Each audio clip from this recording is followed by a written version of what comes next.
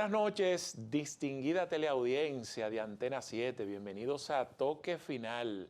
Es una costumbre todos los domingos de 11 a 12 de la noche, pues para agotar todo un contenido de apuesta hacia la calidad. Ernesto Martínez, un servidor con la responsabilidad pues de llevar el contenido que tenemos para todos ustedes el día de hoy, en la cual se basa con nuestros principales segmentos como las 10 preguntas que abarcan las principales noticias que caracterizaron la semana. Tenemos hoy también las 3 preguntas como invitado José Ricardo Taveras a propósito del gobierno levantar las medidas restrictivas respecto a la frontera con Haití, apertura del comercio, a pesar de que Haití pues decidió cerrarlo. Él no expresará su opinión, como de costumbre también tenemos los principales comentarios y el cual aprovecho para iniciar a propósito de la proclamación de Abel Martínez como el candidato oficial a la presidencia por el Partido de la Liberación Dominicana, el cual pues enfrenta desafíos inmediatos y de largo plazo.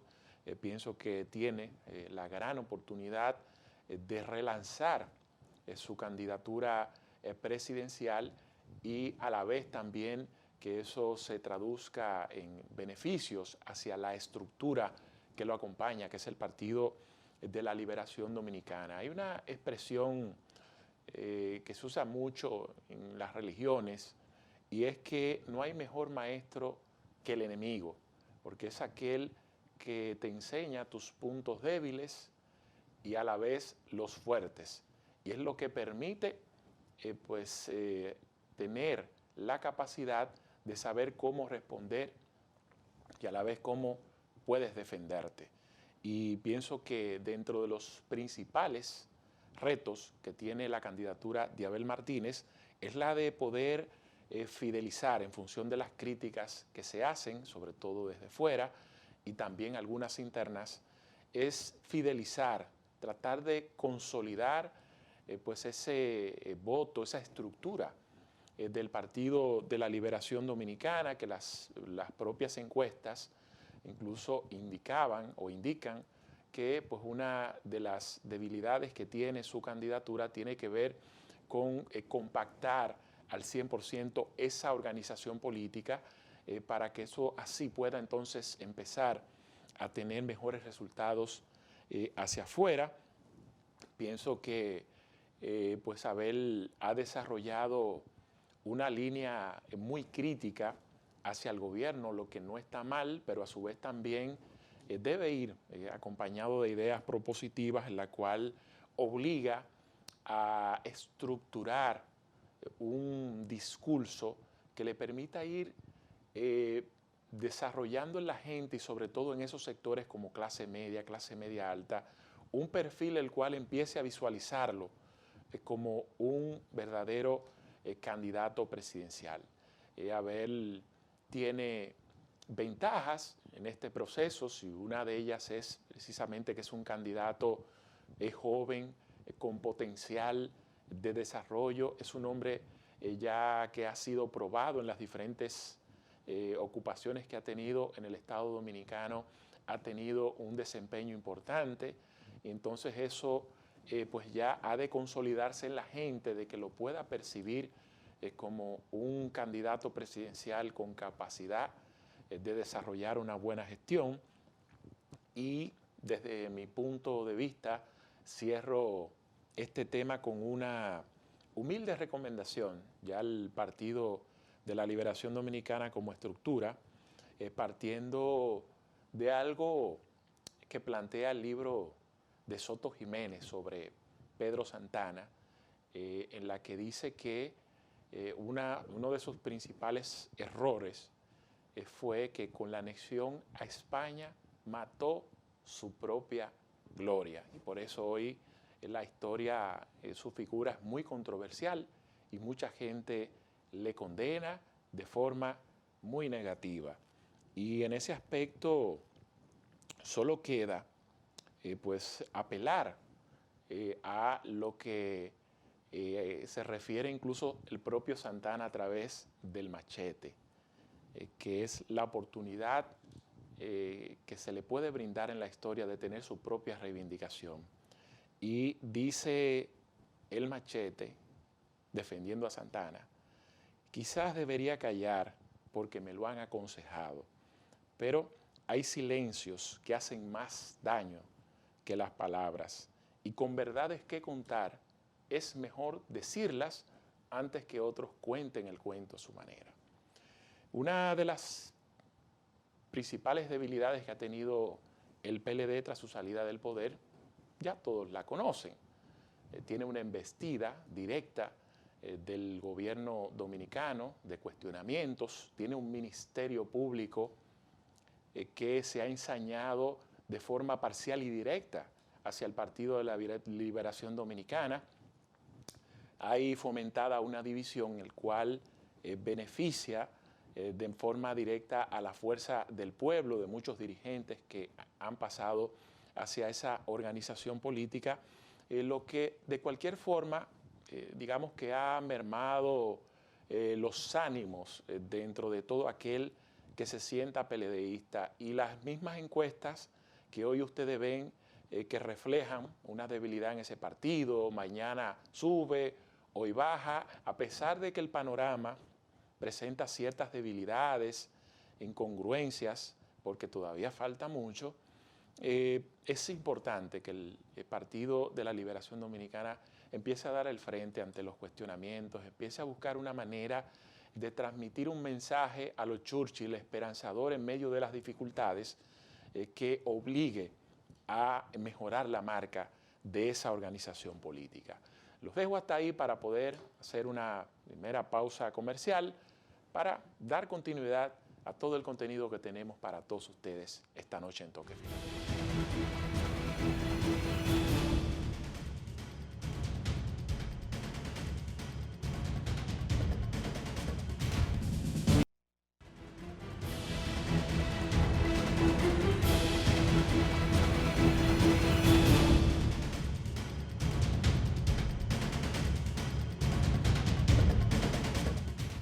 Es tiempo de conocer en resumen las principales noticias que adornaron, caracterizaron toda esta semana, nacionales e internacionales, y como siempre nuestro equipo de producción pues los elabora a través de nuestro segmento Las 10 Principales, el cual compartimos en estos momentos con todos.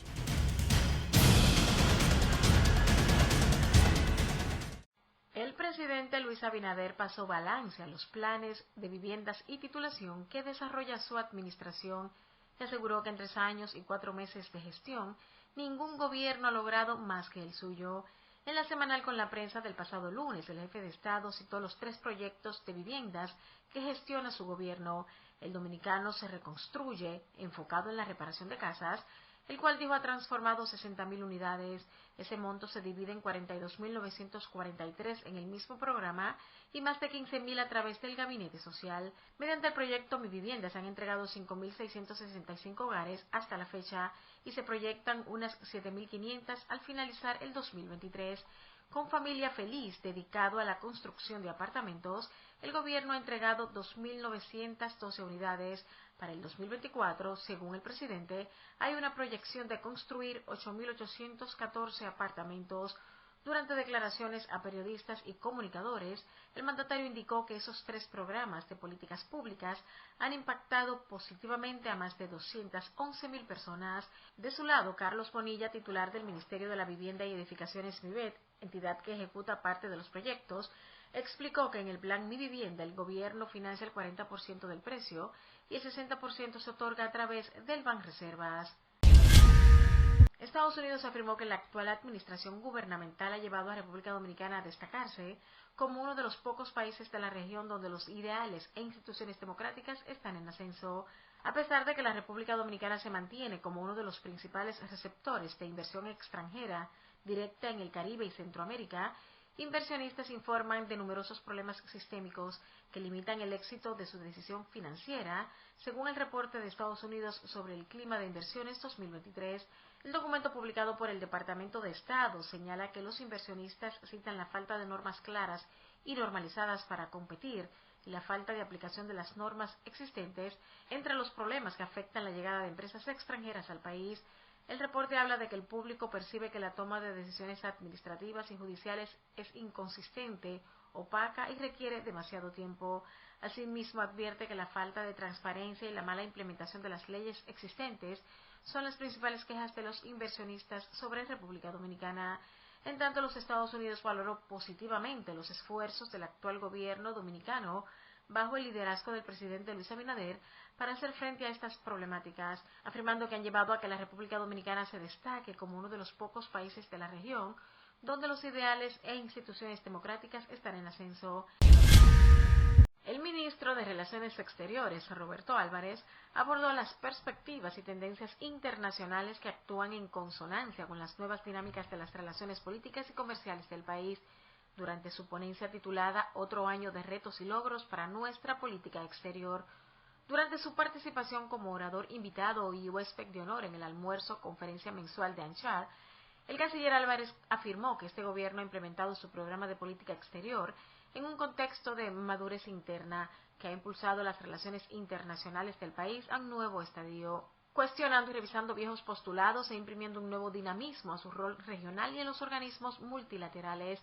Álvarez destacó que República Dominicana adoptó una ofensiva diplomática para que la comunidad internacional fuera en ayuda de Haití, logrando 4 resoluciones del Consejo de Seguridad de la ONU, una de ellas que aprueba el despliegue de una misión multinacional para la seguridad en ese país. El canciller señaló que el país recibió esta semana la misión de la OEA que levantó información sobre el canal. Ahora falta que Haití cumpla con su obligación de recibir a esa comisión y permitirle acceso a la obra y ofrecer la documentación técnica que la soporta, explicó. El juez de la Suprema Corte de Justicia, Napoleón Esteves Lavandier, envió a juicio de fondo a la diputada del Partido Revolucionario Moderno PRM, Rosa Amalia Pilarte, acusada de lavar más de 4.000 millones de pesos provenientes del narcotráfico. El juez admitió de manera total la acusación que le hace el Ministerio Público de lavado de activos provenientes del narcotráfico.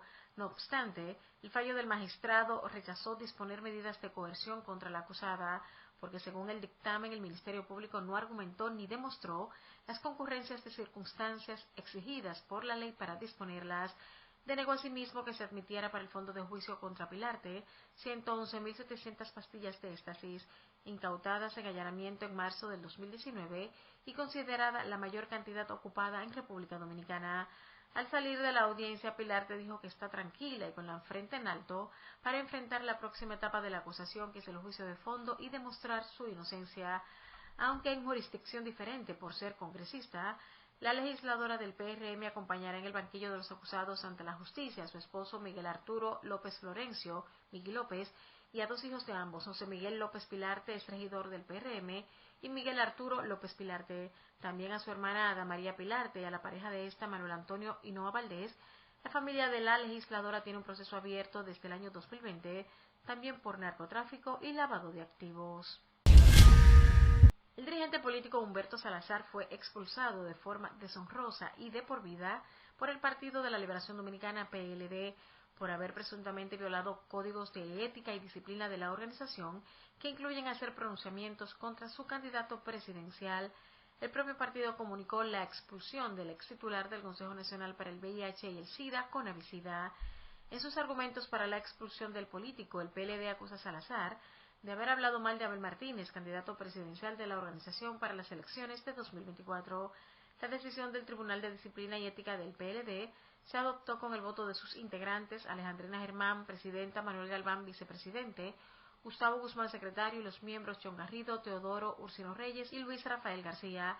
Luego de hacer una cronología del proceso, decidar las pretensiones de las partes, verificar las pruebas aportadas, ratificar la competencia del tribunal, citando los hechos acreditados disciplinariamente y la aplicación del derecho y los hechos sobre el fondo del caso, falló en primer término acogiendo como buena y válida las denuncias presentadas por los dirigentes del PLD, Juan Pérez Mejía y Delvis Lanfranco. La plataforma X es la que utilizó Salazar para criticar a dirigentes del PLD, incluido su candidato presidencial. Entre sus críticas a Abel Martínez, ha dicho que no está preparado para encabezar la boleta morada. El Consejo Nacional para la Niñez y la Adolescencia, CONANI, confirmó que en el Hogar de Paso Ángeles para niños y adolescentes con discapacidades en Santiago de los Caballeros se produjo la muerte de un adolescente en un incidente entre menores de edad bajo protección. CONANI señaló que el adolescente fue ingresado al sistema de protección el 11 de diciembre del año 2020 debido a que se encontraba en condición de calle y sufriendo maltratos físicos. Una vez bajo nuestros cuidados, recibió un diagnóstico psiquiátrico de discapacidad intelectual severa y agresividad, por lo cual se encontraba medicado. El adolescente ingresó al hogar bajo protección tras una orden de remisión del Ministerio Público, cuando alegadamente se comprobó que la madre lo mantenía en condiciones que afectaban aún más su salud, inclusive proveyéndole bebidas alcohólicas, y lo utilizaba para pedir dinero en las calles. Las investigaciones preliminares dan indicios de que el menor de edad fue muerto a golpes por sus mismos compañeros del centro especial. El vocero de la Dirección Cibao Central de la Policía Nacional, capitán Fernando Pérez Valerio, informó que el menor fue encontrado ahorcado con una sábana atada al cuello. El rapero estadounidense Tekashi 69, cuyo nombre real es Daniel Hernández, fue arrestado el pasado domingo en la República Dominicana tras ser acusado de haber golpeado a unos productores musicales. Según la policía, Tekashi fue detenido en el Hotel Balcones del Atlántico en Sánchez, ubicado en la provincia de Samaná. El exponente urbano Diamond La Mafia denunció que el rapero, junto con otros hombres, se habría presentado en el estudio donde previamente se encontraba Yailin y Diamond grabando un tema musical, golpeando brutalmente a los productores. Los productores, con los rostros golpeados, explicaron que alrededor de las 12 de la medianoche, el rapero, acompañado de 4 hombres, llegó al estudio y los agredió. El Ministerio Público de la provincia de La Vega solicitó prisión preventiva contra el rapero.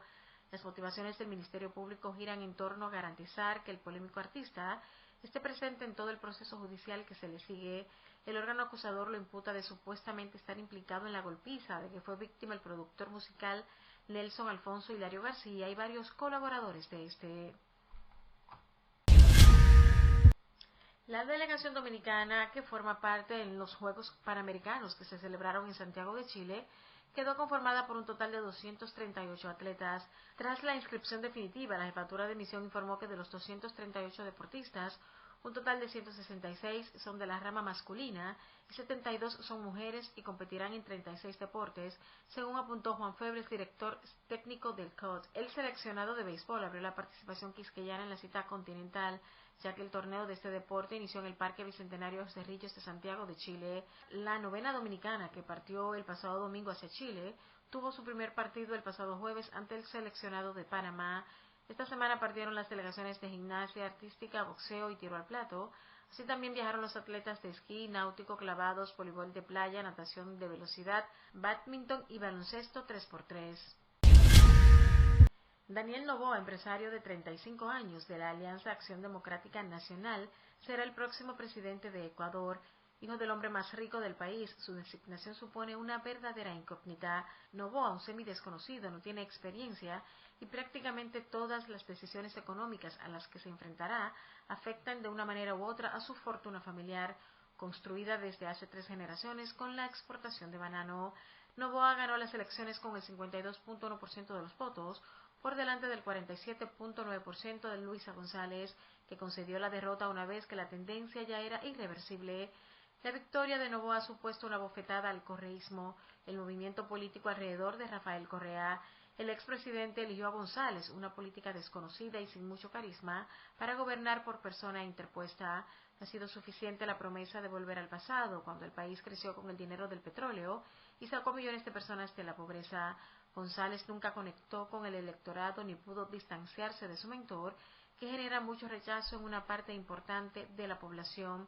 El presidente saliente, Guillermo Lasso, convocó en mayo a elecciones anticipadas para evitar un juicio político por cargos de haber ignorado advertencias de malversación de fondos en un contrato de una empresa estatal, cargos que él niega. Por lo tanto, Noboa solo gobernará hasta mayo de 2025. Ese año se celebrarán elecciones nuevamente. Noboa requerirá de alianzas para gobernar y cumplir sus promesas si quiere ser reelegido presidente en 2025, deseo que ya ha manifestado. Finalmente, un bombardeo israelí sobre un hospital de la ciudad de Gaza causó al menos 500 muertos. confirmó una portavoz del Ministerio de Sanidad de la Franja, controlada por el grupo islamista Hamas, supone la mayor masacre en el enclave de las 5 guerras que ha habido entre las milicias palestinas de Gaza e Israel desde 2008.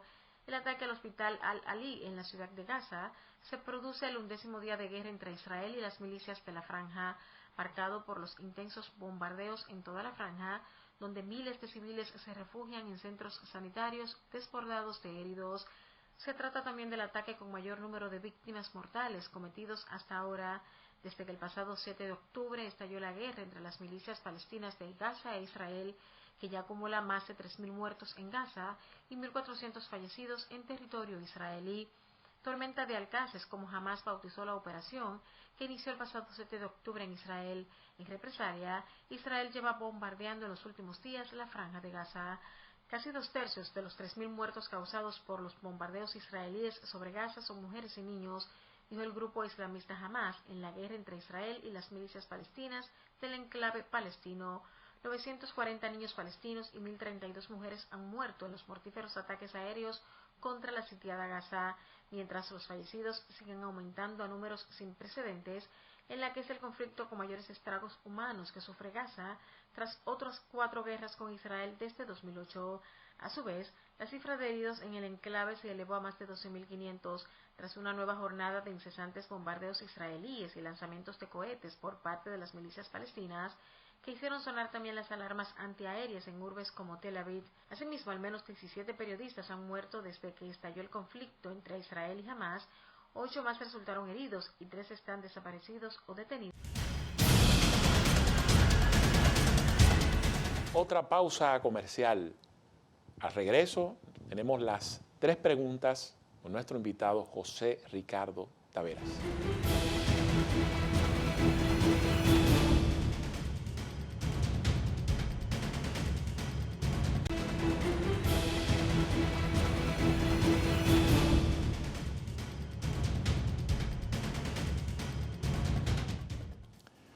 A pesar del gobierno levantar las medidas respecto a Haití, debido a la controversial construcción de un canal de riego en el río Masacre, la respuesta de Haití ha sido la de no acatar la apertura de esta frontera y ser mucho más drástico con las medidas. No sabemos si pagando con la misma moneda o detrás de todo pues hay algo que no conocemos. José Ricardo Taveras es nuestro invitado de hoy, abogado, dirigente político de la Fuerza Nacional Progresista, secretario general. Él, pues, a través de las 3 preguntas, nos expresa su punto de vista y lo compartimos con todos ustedes.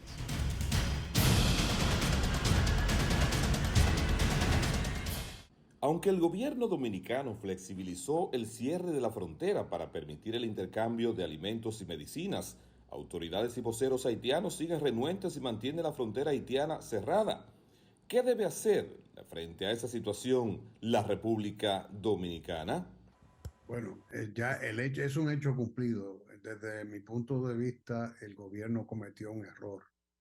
Probablemente se podrá hacer una valoración en el sentido de que no debió hacerlo del modo que lo hizo, debió hacer un escalamiento probablemente más mesurado, pero ya había tomado la medida del cierre de fronteras y desde mi punto de vista constituye una derrota diplomática al mismo tiempo que una derrota política y moral tanto para el gobierno como para el pueblo dominicano, el haber hecho un levantamiento, así sea parcial, de manera unilateral.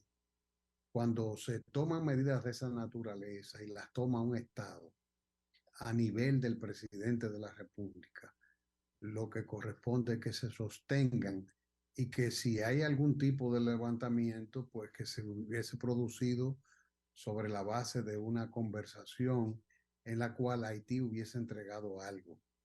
Pero al hacerlo del modo que se hizo, de manera unilateral, pues obviamente nos exponíamos a un desplante porque es no conocer la índole de las autoridades haitianas. y además de el hecho de que, al igual que del lado dominicano, puede estar ocurriendo cosas similares en el sentido de que sectores puedan instrumentalizar ese proceso. Ese proceso está siendo instrumentalizado. Es un proceso de provocación a las autoridades y al pueblo dominicano. Y en este momento ha pasado a ser un proceso de legitimación de la autoridad del primer ministro de Haití. Entonces, en ese contexto estábamos expuestos, siempre lo estamos, porque es una diplomacia errática, al contrario a lo que la gente habla de que los haitianos tienen un gran aparato diplomático. Los haitianos lo que no tienen ningún tipo de sistema ni respeto por la palabra empeñada, y por eso obviamente nos han hecho un desplante. Ese desplante yo no creo que ellos estén en capacidad de sostener durante mucho tiempo esa negativa, porque ellos tienen sus presiones de aquel lado y tienen muchísima motivación, y al igual que de este lado hay intereses que van a presionar para que eso cese. No es la primera vez que lo hacen, que explotan los huevos, que llegan de este lado, etcétera. No es la primera vez y eso termina regularizándose. Ahora, sí es el momento para que el gobierno dominicano y los intereses empresariales comiencen a romper con el cascarón en que se han metido en el sentido del mercado de los 20 millones de habitantes, que se comiencen a procurar escenarios de nuevos mercados para los productos dominicanos en los cuales podamos ser competitivos, y si no lo somos, crear las condiciones para que lo podamos ser. Se entiende que una de las principales objeciones de parte de los haitianos es que solo se les permite pasar al mercado después de un registro biométrico. ¿Apoya que el gobierno mantenga esa medida? ¿Qué otras cosas sugiere para que la frontera sea más segura? Cuestión del control biométrico es una medida universal. En todas partes del mundo que usted viaja, le ponen a hacer un control biométrico, tanto a nivel del rostro, con las huellas dactilares, etcétera, y es completamente rutinaria la medida. En el caso de los haitianos, resulta ser mucho más importante, porque Haití tiene un nivel de indefensión en lo que tiene que ver con la organización de su Estado, y no tienen un registro civil lo suficientemente bien establecido. Eso quiere decir que una gran mayoría del pueblo haitiano, se estima que alrededor del 80%, 85% de la población no tiene identidad, no está asentada en ningún registro civil. Es una situación bastante compleja. Los procesos que se han hecho para tratar de salvar esa situación han fracasado, porque el gobierno de Canadá hizo una inversión importante para fortalecer el registro civil haitiano y dotar a los haitianos de una cédula que, por cierto, es de muy buena calidad, mientras tuvieron los canadienses impulsando ese proyecto. Sin embargo, llegó un momento en que colapsó el proyecto por falta de cooperación de las autoridades y de la propia población haitiana. Y los canadienses se retiraron de ello. Nosotros, frente a esa realidad, la República Dominicana, cualquier tipo de concesión que haga en ese sentido, en ningún caso puede transigir con el tema del control biométrico. Nosotros creemos que hay que apoyar al gobierno, no solo porque haya dispuesto en ese sentido, no solo porque haya dispuesto que se haga un control biométrico para el acceso a los mercados binacionales, sino para que lo sostenga, porque muchas veces se dice que se implementa una cosa y en la práctica no se hace. Hay que ser rigurosos en el control y sobre todo, me parece que como medida propositiva, el gobierno tiene que también hacer un esfuerzo por reformular los puntos de control migratorio y el mismo control de migratorio de los mercados.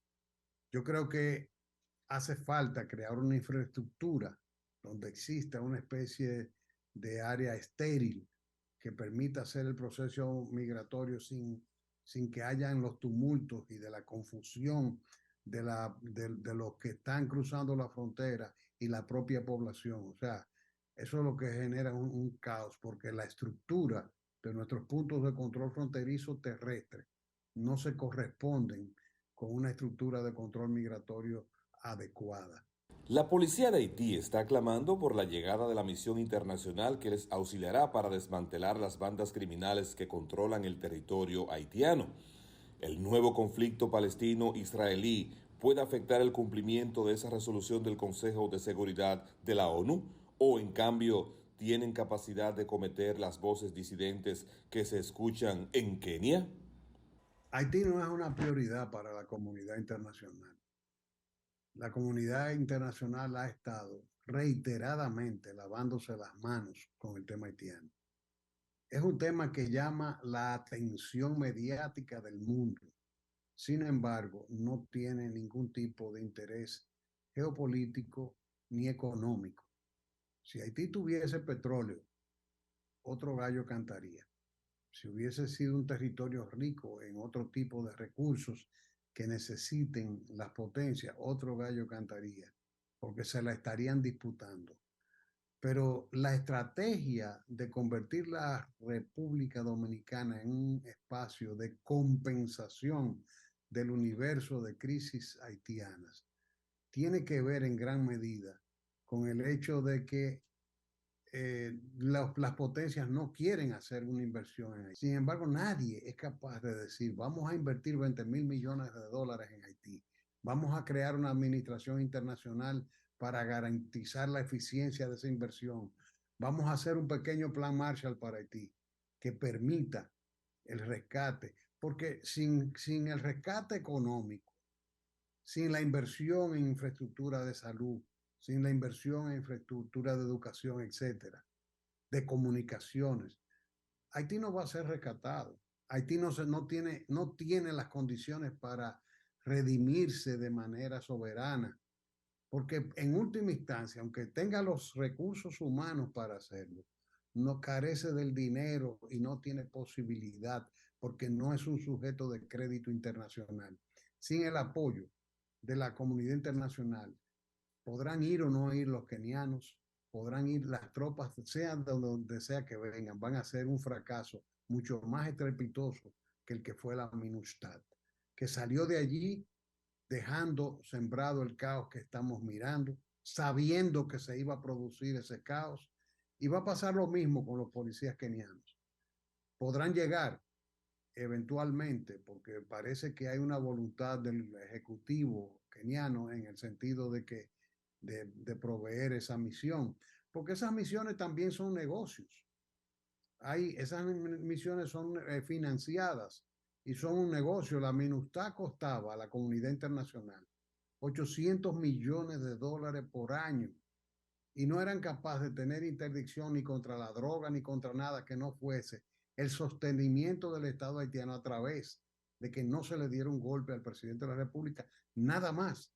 No aportaron absolutamente nada más que eso y el cólera. Y con este experimento vamos en la misma dirección, hacia otro fracaso.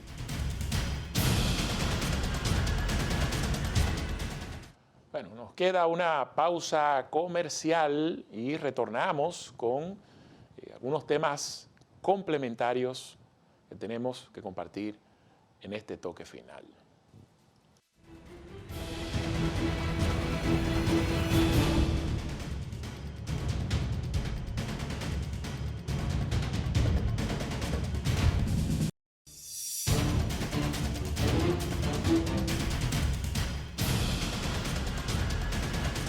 Bueno, desde hace tiempo se viene hablando de el engaño como una estrategia de distracción.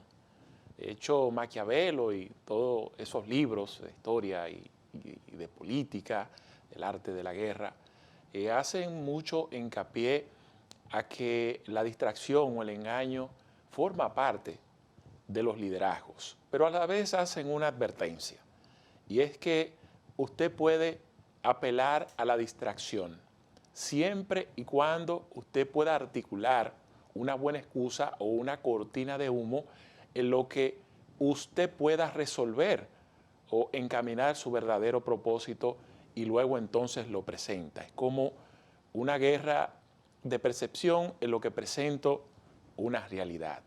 Y es precisamente de las grandes debilidades que le tocan a aquellos que usan ese tipo de estrategia. Y es que se distraen de una forma que se ciegan ante sus propios defectos. En eso creo que aplica para esta situación que está ocurriendo con el dengue en la República Dominicana. Las autoridades han decidido hacer caso omiso, han decidido subestimarlo y hasta negarlo. Y uno asume que era una forma de ir distrayendo a la sociedad dominicana en lo que ellos se organizan y forman toda una campaña de prevención y de combate contra este alto brote que está cobrando víctimas e incluso está aumentando en cifras nunca vistas. Sin embargo, parece que se cegaron ante sus propios defectos o se creyeron la película de que todo estaba bien. Y resulta que ya ante la presión social, mediática, ante la evidente realidad de esta situación, pues han decidido dejar a un lado esa distracción y ponerse las pilas. Lástima que tenga que ocurrir como ha ocurrido en otras áreas, como el caso de la seguridad y otras, que sea el presidente de la República el que tenga que asumir de forma directa las responsabilidades de sus colaboradores y de sus funcionarios. Aquí una vez más se muestra improvisación, se muestra falta de tacto e incluso las mismas excusas de siempre, que el tema, la oposición no debe politizarlo, es lo mismo aquel que empieza a discutir que culpa es del pasado, veo que están sacando imágenes del pasado, hablando de la cantidad que había, etcétera, de dengue y todo eso. Al final, todo eso son excusas para ocultar incapacidad. Donde quiera que usted escuche, fulano, pero es un honorable, a pesar de que hizo un desastre de su gestión, no, que es culpa del pasado, o etcétera, busque, que ahí no hay resultados. Eso es muy difícil que pueda presentar algún desempeño que la gente lo pueda ver aceptable. Todo eso son excusas. Y lo propio ha ocurrido con el dengue. Qué lástima que tengamos que llegar a este nivel para ponernos las pilas. Ustedes saben que esta semana pues, ha culminado el tema de las encuestas, de las controversiales alianzas, y sobre todo de la oposición, que ya se irá pues, enumerando en detalles, que ha sido un hecho. Eso no solamente hay que verlo como un tema de simple matemática, de que es mejor unido, se sacan más votos, más beneficios que ir separado, sino el impacto cualitativo que tiene eso, es decir, el efecto de que el bloque opositor se pueda unir ante cualquier desafío que presente pues al gobierno, y sobre todo con algunos aprendizajes que nos dejan estos resultados de las primarias de los diferentes partidos, que ha sido muy controversial, y sobre todo la metodología de las encuestas, que si el tiempo me lo permite quiero decir algo breve. Desde luego, en teoría, a un proceso democrático se va a ganar o a perder, pero el que gana celebra y el que pierde no asume su culpa y se la echa a los demás. Esto ha ocurrido. Sin embargo, yo soy de los que pienso que hemos presentado uno de los métodos más diversos, beneficiosos y más económicos probablemente en la historia de las primarias internas de los partidos en la República Dominicana. La Junta Central Electoral decidió quitarse de arriba el problema de las internas de los partidos políticos y las consecuencias que eso genera. Lo de las presidenciales era un cachú. Yo te superviso, te apoyo, te doy el aval, pero fíjense que todo eso fue confirmación. Ahora el lío viene siempre en las internas municipales, congresionales. Entonces, los partidos, la Junta sacarle los pies, solamente darle una logística y un apoyo, pero nada legal, tienen que asumir sus propias responsabilidades de definir sus candidatos internos. Y lo hizo a través de 3 métodos, como dice la ley: asamblea, elecciones y encuestas. En el caso de las encuestas, como siempre, a pesar de que la mayoría arrojó un resultado esperado, no es menos cierto que nada es perfecto y ocurrieron algunas cosas que pueden interpretarse como injusticia. Aspirantes que uno no se imaginaba que iban a ganar y otros que iban a perder. Al final, usted dice, ¿cuál es un balance? Establezcamos un balance. ¿Cuál es otro método que no sea el presentado por los diferentes partidos? Bueno, el otro es elecciones. ¿Qué implican esas elecciones? Una cantidad de recursos enorme. Es decir, que el aspirante no solamente va a una competencia interna, sino que tiene que buscar una cantidad de recursos para saber si va a ganar o va a perder.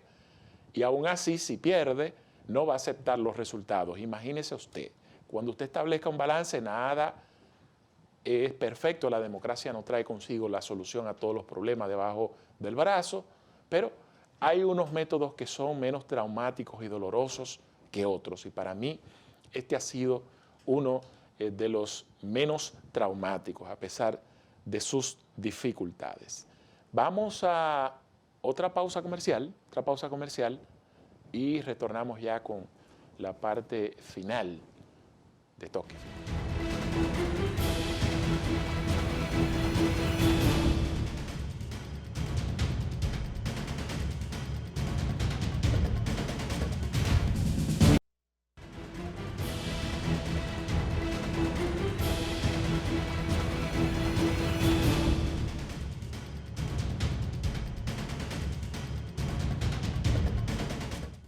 A propósito del tema tratado sobre los resultados de las elecciones internas de los partidos políticos, quiero hacer un hincapié a parte de las sorpresas y lecciones aprendidas que trajeron esos resultados. Digamos, no todo lo que brilla es oro, y no siempre la percepción se convierte en realidad. Eso hay que trabajarlo. A través de una guerra de percepción no se pretende llevar a la realidad, sino se hace un trabajo continuo. Y esos fueron parte de los resultados que vimos, sobre todo en la parte municipal. Probablemente nosotros hayamos tenido una de las campañas más bestiales en el aspecto municipal, y sobre todo que iba enfocada hacia que nunca antes los diferentes municipios y sus alcaldes habían recibido tantos recursos como lo que recibieron y apoyo por parte del gobierno dominicano a través de la Liga Municipal Dominicana. Tanto así que ustedes saben que pasaron muchísimos alcaldes por apoyo que estaban recibiendo de la Liga Municipal Dominicana, etcétera, etcétera. Y se asumía, y así lo presentaban las encuestas generales, de que iba a haber una barrida con los alcaldes del cambio, que no iba a haber ningún tipo de problemas. Pues entonces ha resultado algo sorprendente, y es un sentir de las propias bases que no solo esperaron que sea la sociedad en sentido general que tomara esa decisión, sino que los propios militantes internos de los partidos le hicieron saber al gobierno central que las cosas no andaban bien. Y todo el alcalde que fue sometido, en su gran mayoría, y sobre todo esos municipios bastante amplios, perdió. Pero no solo perdió, sino que lo hizo humillante y deshonrosamente. Por lo cual, eso nos deja un mensaje claro. No todo lo que te puede presentar un estudio a través de las encuestas es palabra de Dios. Y sobre todo cuando hay algo que la gente percibe en un momento. Cuando te vas a la realidad hizo un giro de 360 a lo que se podía percibir de una gestión. Aquí hubo literalmente un castigo a las gestiones municipales y también a los aspirantes congresionales que probablemente por primera vez en un primer periodo hubo tantos cambios de sus liderazgos como nunca. Hay que revisarse. Señores, hemos llegado al final de esta hora en Toque Final por Antena 7, agradecidos por la amabilidad de su sintonía y como de costumbre ya para el próximo domingo aquí tendremos el conductor general de este espacio, Julio Martínez Pozo, que es mi padre, que hoy por unos compromisos ajenos a su voluntad no pudo estar con ustedes. Agradecidos, nos vemos la próxima semana, es decir, el domingo de 11 a 12 por Antena 7.